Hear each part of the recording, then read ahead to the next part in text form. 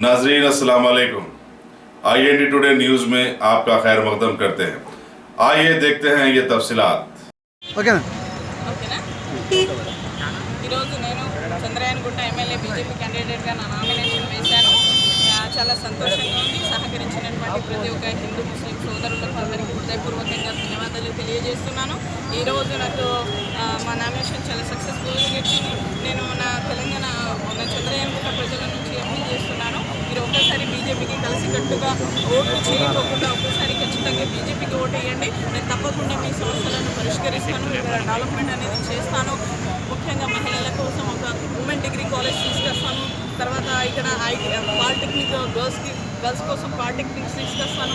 Women empowerment and youth కాన్సెప్ట్తో నేను work చేస్తాను. కాబట్టి ఒక్కసారి దయచేసి బీజేపీకి ఓటు వేయండి. మార్పు మీరే చూస్తారు. ఎందుకంటే నేను రెండోసారి మీకు ఓటు అడగడానికి రాను. నా అభివృద్ధిని చూసే మీరు ఓటేస్తారు. ఎందుకంటే ఈ రోజు కూడా మనం ఓటీని చూసుకున్నట్లయితే అంతర్జాతీయంగా ఐటీ రంగం కోసం, మల్టీనేషనల్ కంపెనీస్ కోసం, సాఫ్ట్వేర్ కంపెనీస్ కోసం ఈరోజు మన హైదరాబాద్ చాలా ప్రసిద్ధి చెందింది. కానీ ఇప్పటి వరకు కూడా మన హైదరాబాద్ ఇంతమంది యువత, ఇంతమంది ఓల్డ్ సిటీ నుంచి యూత్ ఈ సాఫ్ట్వేర్ కంపెనీలలో వర్క్ చేస్తున్నారు, ఈ సాఫ్ట్వేర్ రంగాలలో ఉన్నారు. అంటే ఇన్ని రోజులు కూడా 90% ఓల్డ్ సిటీ యూత్ కూడా క్రైమ్ కేసెస్లలో ఇరుక్కుని ఉన్నారు. నేను అంటున్నాను, మీరు ఇన్ని రోజుల నుంచి ఎమ్మెల్యేగా ఉన్నారు, మీరు ఎందుకు వారికి సరైన మార్గం చూపెట్టలేకపోయినారా? లేకుంటే మీ పార్టీకి అగేన్స్ట్గా వెళ్ళిన వాళ్ళందరికీ ఈ విధంగా కేసులు బుక్ చేసి జైలుకి పంపుతారనేది నాకు క్లారిటీ కావాలి. కాబట్టి ఇక్కడ ఉన్నటువంటి ముస్లిం సమాజం కూడా చాలా విసుకెత్తిపోయింది. ఎందుకంటే మహిళల కోసం అభివృద్ధి సాధికారత అక్కడ లేదు, యువత కోసం ఉపాధి లేదు. కాబట్టి యువకులు మహిళలు మాకు చాలా ఆహ్వానిస్తున్నారు.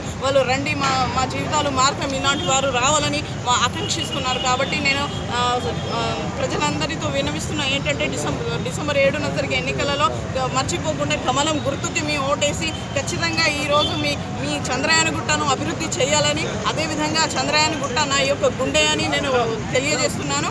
ఖచ్చితంగా నేను అన్ని విధాలుగా అభివృద్ధి చేసి చూపెడుతున్నాను. నేను ఎక్కువ ఉపన్యాసాలు ఇవ్వను, నేను ఎక్కువ పని చేసి చూపెడుతున్నానని మీద సోదరులకు 4 సార్లు పోటీ ఏ విధంగా ఉండబోతుంది? పోటీ అయితే చాలా గట్టిగానే ఉంటుంది. టఫ్ అయితే నేను అనుకోలేదు, టఫ్ అయితే ఆయన అనుకుంటున్నారు. ఎందుకంటే నేను మీకు ఒక ఉదాహరణ చెప్తాను. ఎంఐఎం హిస్టరీలో ఎప్పుడు మహిళలకు వాళ్ళు సమావేశం ఏర్పాటు చేయలేదు. కానీ బీజేపీ తరఫు నుంచి షహజాదీ ఎమ్మెల్యే క్యాండిడేట్గా నిలబడుతుందనేది అనౌన్స్మెంట్ అయిన తర్వాత ఆయన ముస్లిం మహిళలతో మీటింగ్లు ఏర్పాటు చేస్తున్నారు. మాకు చాలా సంతోషం అండి. బీజేపీ మహిళలకు చాలా ప్రాధాన్యత ఇస్తుంది. ఈ దేశంలో మహిళలకు ఖచ్చితంగా ప్రాధాన్యత ఉండాల్సిందే. కాబట్టి మహిళలందరూ నాకు సపోర్ట్గా ఉన్నారు, వాళ్ళందరూ నన్ను ఆహ్వానిస్తున్నారు. ఖచ్చితంగా మేము గెలుస్తాము. గుట్టలో ఎంత మెజార్టీ గెలవబోతుంది? మెజార్టీ మీరే చూడబోతారు, దాని గురించి నేను చెప్పాను. బట్ అద్భుతమైన మెజార్టీతో మేము ఖచ్చితంగా గెలుస్తాము. ఎందుకంటే బహుశా ఆయన కూడా ఊహించుకొని ఉండరు పాపం. టెన్షన్ పడి ఆయన ఎప్పుడు హిందూ బస్తీలలో తిరగని వ్యక్తి ఇప్పుడు హిందూ బస్తీలలో తిరుగుతున్నాడు. కాబట్టి ఇంతకంటే మీకు నేను ఉదాహరణ ఏం చెప్పాలి? మీరు నాన్ లోకల్ అని మీ శ్రేణుల్లో ఉత్సాహం ఉన్నది అనే విమర్శలు వెళ్ళదు. నేను నాన్ లోకల్ కాదండి, ఆయన ఖచ్చితంగా నాన్ లోకల్ అని నేను ఛాలెంజ్ చేస్తున్నా. ఓసారిలోనే బీదర్ నుంచి కర్ణాటక రాష్ట్రానికి చెందినటువంటి వాళ్ళ కుటుంబీకులు, వాళ్ళ పూర్వీకులు నా హిస్టరీ తీయండి. నేను ఎక్కడి నుంచి నా తాత ముత్తాతలు ఇక్కడ తెలంగాణలో పుట్టి పెరిగినటువంటి వారు. తెలంగాణ ఉద్యమంలో పోలీసుల లాఠీ తిని జైలుకి వెళ్ళినటువంటి చరిత్ర నాకుంది. ఆయన తెలంగాణకు టోటల్గా వ్యతిరేకి, కాబట్టి ఆయనకు మాట్లాడే హక్కు లేదు. ఆయనే ఖచ్చితంగా నాన్ లోకల్ అని నేను చెప్తున్నాను. अगर आपने हमारे चैनल को सब्सक्राइब नहीं किया है तो आपको यहाँ सब्सक्राइब बटन दिख रहा है, उसे क्लिक करिए और सब्सक्राइब कीजिए और साथ ही साथ बेल आइकॉन को भी क्लिक करिएगा, जिससे कि आपको ताज़ा अपडेट मिलते रहें।